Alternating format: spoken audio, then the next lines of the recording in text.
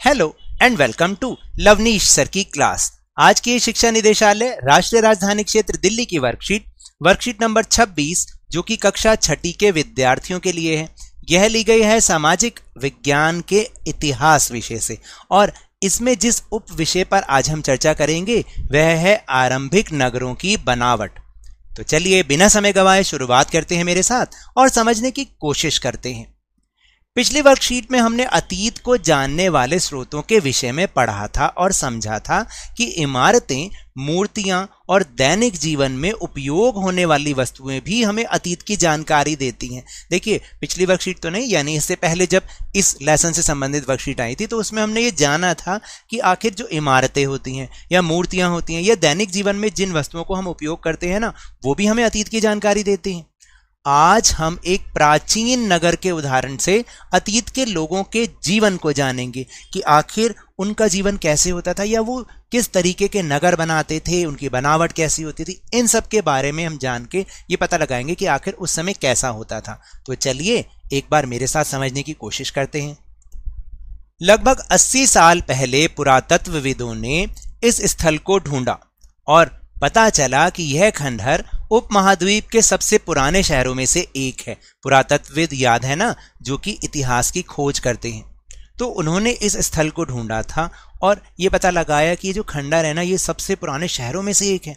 चूंकि इस नगर की खोज सबसे पहले हुई थी, इसलिए बाद में मिलने वाले इस तरह के सभी पुरास्थलों में जो इमारतें और चीजें मिली उन्हें हड़प्पा सभ्यता की इमारतें कहा गया। ये पुरास्थल का मतलब प्राचीन स्थल, जो पहले के समय के हैं। और इसके बाद फिर जो भी चीज मिली तो हमने ये कहा कि ये हड़प्पा सभ्यता की इमारतें हैं या चीजें। इन शहरों का निर्माण लगभग 4700 साल पहले हुआ था।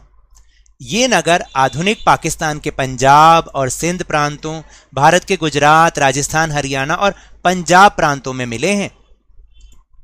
इन नगरों को 2 या उससे ज्यादा हिस्सों में विभाजित किया गया था। प्राय पश्चिमी भाग छोटा था लेकिन ऊंचाई पर बना था, लेकिन यह निचले इलाके में था। ऊंचाई वाले भाग को पुरातत्वविदों ने नगर दुर्ग कहा और निचले हिस्से को निचला नगर कहा। समझ में आई बात आपकी कि जो ऊंचाई वाला भाग था उसको तो दुर्ग कहा जाता था और निचले हिस्से को निचला नगर कहा जाता था। दोनों हिस्सों की दीवारें पक्की ईंटों से बनाई जाती थी। उसकी ईंटें इतनी पक्की होती थी कि हजारों साल बाद आज तक उनकी दीवारें खड़ी हैं। दीवारें बनाने के लिए ईंटों की चिनाई इस तरह से करते थे जिससे कि दीवारें मजबूत रहें। अब आपको समझ में आया कि वो कैसे बनाई जाती थी या उनकी बनावट कैसे थी। और यहाँ पर अगर आप देखें चित्र नंबर 1 में, यहाँ पर इस उपमहाद्वीप के कुछ आरंभिक नगर हैं जो अभी हमने बात की थी ना कि वो पाकिस्तान के पंजाब और सिंध प्रांत में, भारत के गुजरात, राजस्थान और हरियाणा, पंजाब प्रांतों में मिले। तो अगर आप ध्यान से देखिएगा तो ये जो है ये गुजरात का हिस्सा है और गुजरात में आप देखेंगे धौलावीरा, लोथल, जनहुदड़ो और ये जो पाकिस्तान में चला गया मोहनजोदड़ो, ठीक है। और आप देखो कहीं ना कहीं किसी न किसी नदी के पास बसे हुए हैं, जैसे कि सिंधु नदी। फिर है गवेरी वाला, कालीबंगा, राखीगढ़ी। यहां से देखो ये तो है गुजरात, ये हिस्सा कौन सा है? गुजरात। फिर ये हिस्सा कौन सा आ जाता है? राजस्थान। और ये हिस्सा कौन सा आ जाता है? पंजाब। तो ये जो सारे नगर हैं अगर आप देखें कहीं ना कहीं किसी न किसी नदी के पास बसे, क्योंकि नदी से उनका जीवन बहुत जो है आराम से चल सकता था, क्योंकि पानी की सबको ज़रूरत होती है। तो ये कुछ नगर थे जो कि आपको मैंने चित्र में दिखाए भी, और ये बहुत ही ऐतिहासिक नगर हैं, उस समय के हैं जब ये हड़प्पा सभ्यता फल फूल रही थी। तो चलिए अब हम चलते हैं अपने आसान से प्रश्नोत्तर की ओर। फिर है प्रश्न नंबर 1। चित्र 1 को देखिए तथा हड़प्पा सभ्यता के प्रमुख नगरों के नाम लिखिए। तो बहुत सारे नगर हैं, उनमें से हमने कुछ लिख दिए जैसे मोहनजोदड़ो, कालीबंगा, लोथल, धौलावीरा, राखीगढ़ी इत्यादि, है ना। और इसके बाद है प्रश्न, हड़प्पा सभ्यता के नगरों की बनावट के बारे में बताएं कि उसके नगर किस तरीके की बनावट के थे। देखिए हड़प्पा सभ्यता के नगरों की, या सॉरी इसको नहीं लिखना हमने, हड़प्पा सभ्यता के नगरों को 2 या उससे ज्यादा हिस्सों में विभाजित किया गया था। प्राय पश्चिमी भाग छोटा था लेकिन ऊंचाई पर बना था, लेकिन यह निचले इलाके में था। और ऊंचाई वाले भाग को पुरातत्वविदों ने नगर दुर्ग कहा और निचले हिस्से को निचला नगर कहा, और दोनों हिस्सों की दीवारें पक्की ईंटों से बनाई जाती थी।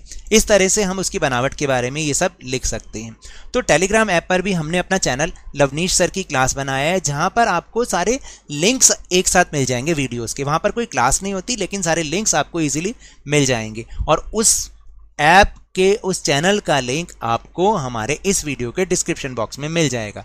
वहां से आप हमारे चैनल को सिर्फ सब्सक्राइब कर लीजिए, जो कि टेलीग्राम ऐप पर है। तो पहले आपको टेलीग्राम ऐप भी डाउनलोड करनी पड़ेगी।